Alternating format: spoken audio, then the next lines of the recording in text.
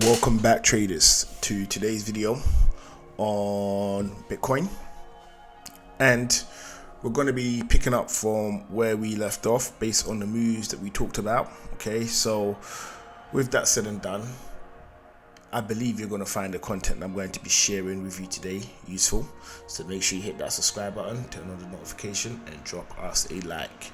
So with that said, we're gonna get straight into it. At the moment we're on the weekly, so we're just gonna go down a little notch into the day, right? And the last video that I did, I was talking about this potential channel, and we did have a breakout. And obviously price has now come back in. Now chances are when I did the recording, this breakout had already kind of taken place, or maybe price was in here somewhere, right, give or take. But either way, this is what we got going on right now.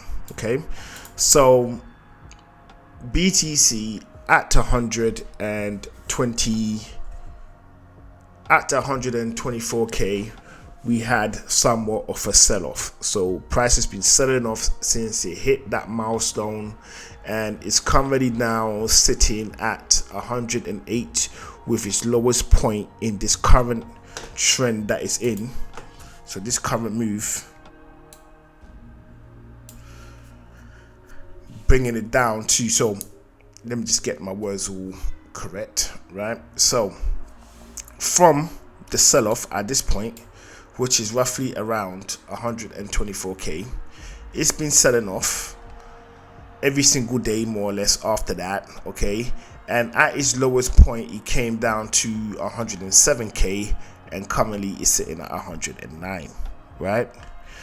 So the vibe that I have off this right now is, at this point we may begin to get some type of a push to the upside, but at the same time, okay, there is a condition inside of this low value node in this area right here, okay, that could push price down a little bit more, right? So I'm not saying that this is a 100% sell-off, but there is a condition that could make this fall even lower, right?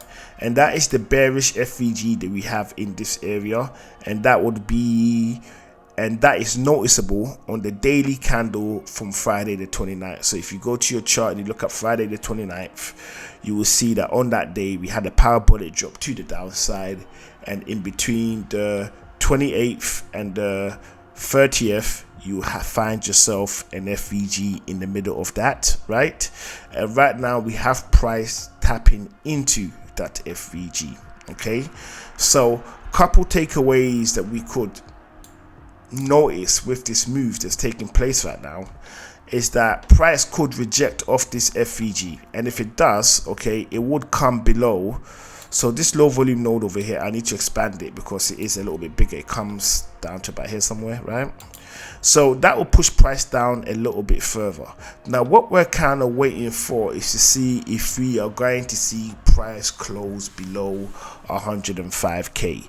If we get price below 105k, it is fair to assume, a legitimate assumption, that price may be interested in coming back to the point of control of the volume profile, which is currently sitting at 96k. Okay, so between where price is now and the 96k of the volume profile, we have a low value node in this area right here. So I'm going to highlight that area for you so at least you can see it.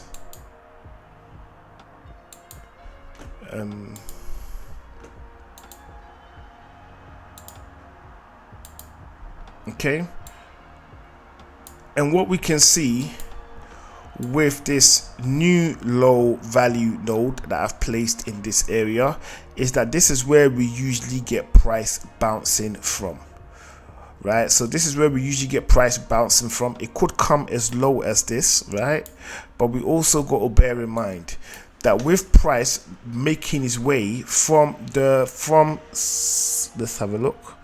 So from Sunday the 22nd of June, when it did this move all the way to the upside, it is fair to assume that in this area over here, price could bounce, right? Because it's not often that price goes through a low volume node, comes back into it and reverses on itself. Usually it bounces and pushes away. In this case, it could happen, but we can also spot and identify areas where we could get a possible bounce. One of them being between 101k and 99k. So in this zone we could get a bounce, as well as we could get a bounce of where it is right now, okay, and that is between, so the zone in question is 106, so 106k to 117k. So in this area we could absolutely get a bounce. We do have a reason in this area over here with the FEG to say that price may not bounce, right? And if it doesn't, there is a level down here that could indicate that price could bounce from that location. Worst case scenario, it could make its way down to the point of control at 96k. Now if it gets worse than that, then this entire trend line that I've put here will be under pressure. It will be under pressure for a break, just due to the fact that price would have come to point of control. It doesn't stop. It's still wanting to push downwards, meaning that it will break point of control to come lower. But at the same time of me saying that, there is a giant low value node in this area right here that could stop that dead in its tracks, okay? It could force price to bounce from this location as well, and it's a large one. It is a large one, okay? Basically it extends all the way down to near enough the value area low of the volume profile, and this is the low value area that we're talking about. So if it goes through low value area number 1, and it goes through low value area number 2, and it goes through low value area number 3, okay, it's fair to assume the BTC bull run is more or less over, okay, because the only thing that it would need to take out would be this level right here, which I highly doubt. This is where you will probably see Michael Shaler looking worse than he's ever done, right? Because he looks like he's under tremendous amount of stress. I mean, let's face it, right? The guy needs to get some sleep, right? Anyway, so if it breaks below all of these levels over here, okay, then it's fair to assume this could be the zone that BTC bounced from. Now this is not really looking realistic, right? It's not looking realistic, just because it's just gonna make all of the naysayers so excited to see BTC at this level. Me personally, I don't have much faith in BTC, but there is money in it, right? There is money in it. So if there's money in it, there's money to get, right? So if I see price at these levels, I would kind of think that something strange is going on in the BTC world, in my opinion, and I would expect the same to be following suit with all the other cryptos as well. They will have a massive sell-off should we see price anywhere near 49k.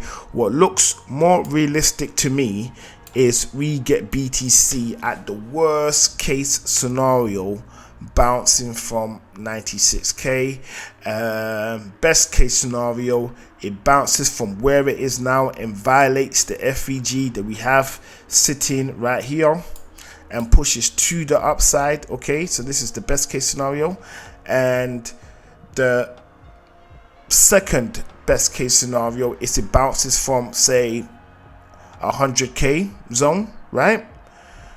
And where we need to be kind of worried is if we see BTC in this area and it doesn't show any indication that it wants to bounce, like push back up to the upside, but it's showing more bearish tendencies. I think at this point, this is where we need to start to be a little bit concerned about what would be happening in the BTC space. So with that said and done, my assumption moving forward in regards to BTC is, if you're looking for long positions, okay, you need to have an indication that price wants to move up, right?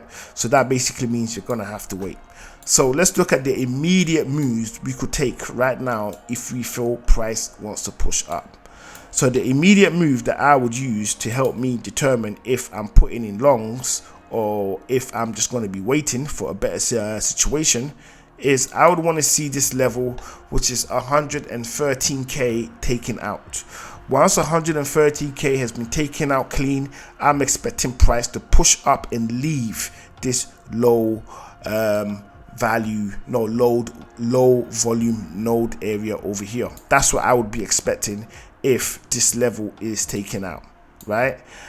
At the same time, if price continues to produce new lower lows, then like I said, this move over here would tell me that price plans on coming to this low volume node area. At the same time, once price gets to this low volume, this low value area, should it get to that low value area, I will do the same thing as I've done on the top side, which is look for a swing high in that situation to be taken out to confirm to me that price plans on pushing up. And then at that point, based on all the other analysis that I will do, I will then decide if it makes sense for me to jump in or not. So as it stands, this is the move that I will place based on what I think is going to be happening. If price is going to be going up, this is the move that I'll be looking for to see if price is deciding that it's going to stick with its continuation to come down. That's how I would do it. So if it makes sense or it doesn't make sense, let us know in the comment section. I would love to hear your thoughts. And with this said and done, I will see you all on the next one.